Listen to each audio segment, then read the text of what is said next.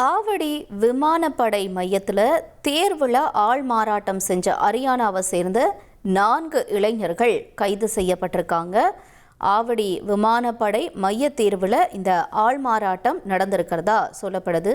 கைது செய்யப்பட்ட 4 இளைஞர்களும் ஹரியானாவை சேர்ந்தவங்க அப்படிங்கிறது முக்கியத்துவம் வாய்ந்ததாக பார்க்கப்படுது. இந்த வழக்கில் இந்த விவகாரம் தொடர்பாக வழக்கு பதிவு செஞ்சு புதுப்பேட்டை போலீசார் தீவிர விசாரணையை நடத்திட்டு வராங்க அப்படின்னும் சொல்லப்படுது.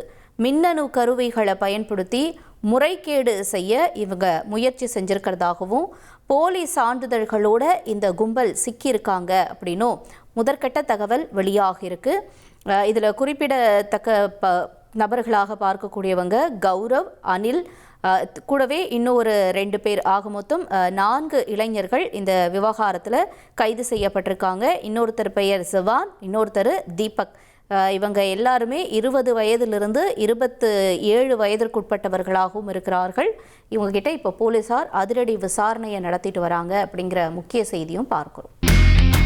இனி செல்லும் இடமெல்லாம் செய்தி. தந்தை டிவியின் வாட்ஸ்அப் சேனலை ஃபாலோ பண்ணினா செல்ல இருக்கும் இடமெல்லாம் செய்தி.